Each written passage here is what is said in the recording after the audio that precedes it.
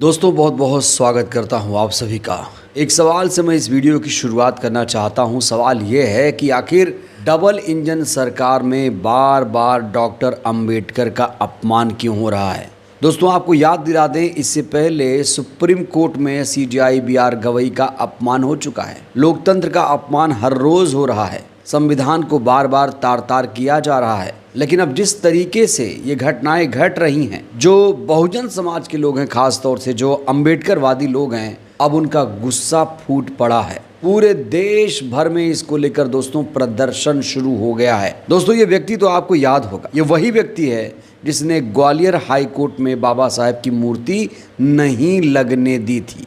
और एक व्यक्ति ये भी है, इसको भी आप लोग पहचान लीजिए, ये व्यक्ति भी लगातार बाबा साहेब के खिलाफ एजेंडा चला रहा है कि बाबा साहेब अंबेडकर संविधान निर्माता नहीं है, बी.एन. राव। ये दोनों मिलकर यही बातें कर रहे हैं। और एक तीसरा व्यक्ति ये है दोस्तों, राकेश किशोर, जो खुद को दलित कहता है, हालांकि इसका सरनेम अपर कास्ट का है। इसने सीजीआई पर जूता फेंकने की कोशिश की, लेकिन मजाल है कि इनके खिलाफ कोई कार्रवाई हो रही हो। इनका जुर्म तो इतना संगीन है कि इनके खिलाफ सख्त से सख्त एक्शन लिया जाना चाहिए था। वहीं तमाम अंबेडकरवादी ये कह रहे हैं कि इनके खिलाफ एक्शन लेकर इन्हें तुरंत जेल में डाल देना चाहिए। इन तीनों लोगों की असली जगह जेल है। लेकिन इस बीच दोस्तों एक बहुत बड़ा परिवर्तन हुआ है। ऐसा नहीं है कि सारे जो ब्राह्मण समाज के लोग हैं वो अंबेडकर जी को गाली देते हैं या फिर सीजेआई बी.आर. गवई का अपमान करते हैं। दोस्तों ऐसा बिल्कुल नहीं है। इस समय सुप्रीम कोर्ट के तमाम वकील जो हैं वो सीजेआई बी.आर. गवई के साथ खड़े हो गए हैं। और इसमें बहुत सारे अपर कास्ट के वकील भी शामिल हो गए हैं जो बी.आर. गवई के सामने सिर झुकाते हैं। दोस्तों मैं आपको एक वीडियो भी दिखाऊंगा जिसमें एक वकील साफ तौर से कह रहे हैं कि मैं बी.आर. गवई साहब का दिल से सम्मान करता हूं, उनके पैर छूता हूं, वो बहुत ज्ञानी व्यक्ति। लेकिन सबसे पहले आपको एक अपडेट दे देते हैं। अपडेट ये है कि सीजेआई बी.आर. गवई की तरफ जूता उछालने वाले वकील राकेश किशोर पर अवमानना का मुकदमा चलेगा।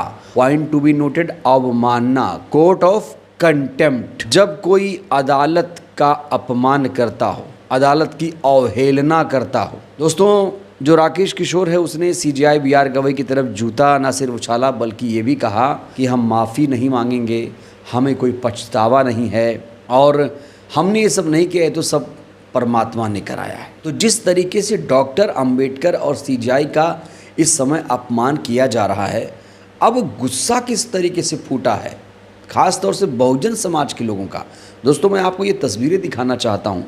इन तस्वीरों को ज़रा आप गौर से देखिए। दलित समाज के लोगों ने एक विशाल रैली निकाली है और आरोपियों के खिलाफ सख्त कार्रवाई की मांग को लेकर आंदोलन की चेतावनी भी दे दी गई है।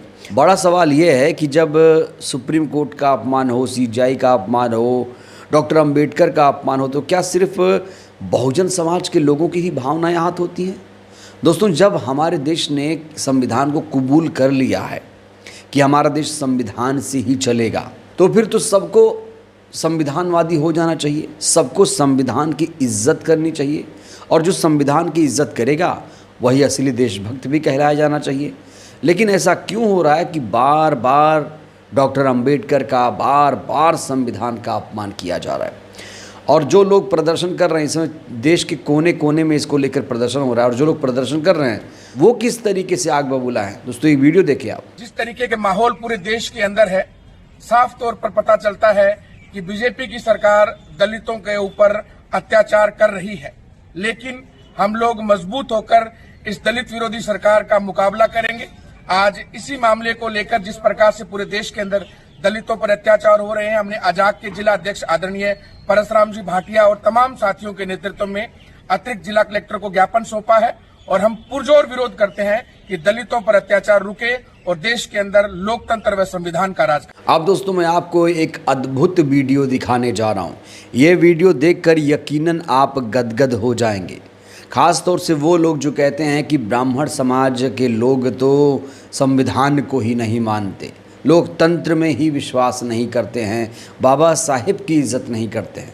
तो अगर आपको ऐसा लगता है तो आपको डी.के. पाठक साहब की ये बातें ज़रूर सुननी चाहिए।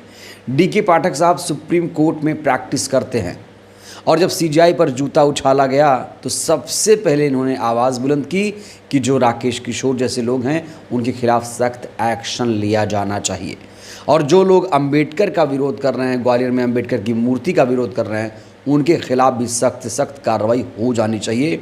सीजीआई बीआर गवई को लेकर और क्या कुछ कहा है डी.के. पाठक ने, ज़रा सुनिए आप। Advocate DK. पाठक मेरा नाम है, लेकिन गवई साहब मेरे लिए गुरु के तुल्य हैं। मैं उनके चरण छूता हूँ। जब भी निकलते हैं तो मेरा सर अपने आप झुक जाता। उनकी इसलिए नहीं कि वो एक दलित समाज से बिलोंग करते हैं, लेकिन इसलिए कि वो एक ज्ञानी व्यक्ति हैं। उन्होंने हमें जब भी मिले तब भी हमारा मनोबल बढ़ाया। अभी हम तो एक फ्रेशर, एक न्यू री एनरोल्ड मेंबर है, लेकिन हम सपने देखते हैं कि हम एडवोकेट बनकर यहाँ पर प्रैक्टिस करने आए। तो हम चाहते हैं कि एक जो सेकुलरिज्म वाला पार्ट है वो कहीं ना कहीं लैप्स हो रहा है कहीं ना कहीं। मेरे साथी अधिवक्ता ने बहुत अच्छी बात कही, कभी भी हम चीफ जस्टिस ऑफ इंडिया का इस तरीके से कोई भी व्यक्ति होगा, काला कोट अगर हमारे शरीर पर है, हमने कोई इस तरीके की कोई चीज नहीं पहनी, हमने काला कोट पहना है। इनजस्टिस कहीं पर भी होगा, एरर ऑफ लॉ कहीं पर भी होगा, हम बोलेंगे। तो यहाँ डी.के. पाठक कह रहे हैं कि मैं सीजीआई का चरण छूता हूँ, उनके सामने शीश झुकाता हूँ, सिर झुकाता हूँ, और वो एक ज्ञानी व्यक्ति हैं। और सबसे बड़ी बात डी.के. पाठक साहब ने क्या कही है कि सेकुलरिज्म हमारे देश का बना रहना चाहिए, क्योंकि हमारे देश की सबसे बड़ी खासियत, खूबसूरती क्या है, वो धर्मनिरपेक्ष राष्ट्र है, कोई धार्मिक देश नहीं है। और जो लोग संविधान को ख़त्म करना चाहते हैं, कोई और राष्ट्र बनाना चाहते हैं, उनका ये सपना कभी भी पूरा नहीं हो पाएगा। तो डी.के. पाठक जैसे लोगों से सबक लेना चाहिए उन तमाम मनुवादी, जातिवादी लोगों को जो बार बार संविधान का अपमान करते हैं, बार बार सीजीआई सुप्रीम कोर्ट का अपमान करते हैं। इस बीच इस पूरे मामले को लेकर दोस्तों एक रिएक्शन आया है सोशल मीडिया पर, किस तरीके से लोगों का गुस्सा फूट पड़ा है, एक रिएक्शन मैं आपके सामने रखना चाहता हूं। एक यूज़र लिखते हैं कि देश के 30 करोड़ दलित याद रखेंगे कि केंद्र की बीजेपी की सरकार की छत्र छाया में मध्य प्रदेश समेत पूरे देश में बाबा साहेब अम्बेडकर का घोर अपमान किया गया। बीजेपी को अनिल मिश्रा जैसे इन लोगों के संरक्षण की कीमत वोट बैंक से चुकानी होगी। दलित समाज कभी बाबा साहेब अम्बेडकर के इस अपमान को नहीं भूलेगा। मोहन यादव, आप भी याद रखना, हिसाब तो देना होगा। तो दलित समाज का ये आक्रोश है। दलित समाज के लोग बहुत ज़्यादा दोस्तों नाराज़ हैं कि जो पहले कभी नहीं हुआ वो आज आखिर डबल इंजन की सरकार में ऐसा क्यों हो रहा है। दोस्तों 2014 के पहले तो ऐसी घटनाएं कभी नहीं आई कि कोई संविधान का अपमान करे, सुप्रीम कोर्ट का अपमान करे, अंबेडकर की मूर्ति का खुले तौर से विरोध करे। ये सब शुरू हुआ है डबल इंजन सरकार में। 2014 के बाद ये सब नौटंकी शुरू हुई है। 3-4 महीने का वक्त गुजर चुका है, अभी भी ग्वालियर हाई कोर्ट में बाबा साहेब की मूर्ति नहीं लग पाई है। मोहन यादव सरकार क्या कर रही है? और मोहन यादव सरकार ऐसे जातिवादी लोगों के खिलाफ कार्रवाई कब करेगी, ये भी दोस्तों देश सवाल पूछ रहा है, बार बार सवाल पूछ रहा है। और जब तक इस मुद्दे का समाधान नहीं होगा, जब तक ऐसे जातिवादी लोगों के खिलाफ कार्रवाई नहीं होगी, तब तक ये आंदोलन प्रदर्शन यूं ही चलता रहेगा। और दलित समाज खास तौर से भारतीय जनता पार्टी से बहुत ज़्यादा नाराज़ दिख रहा है। वो कह रहा है कि ऐसा पहले कभी नहीं हुआ, तो इस राज्य में क्यों हो रहा है।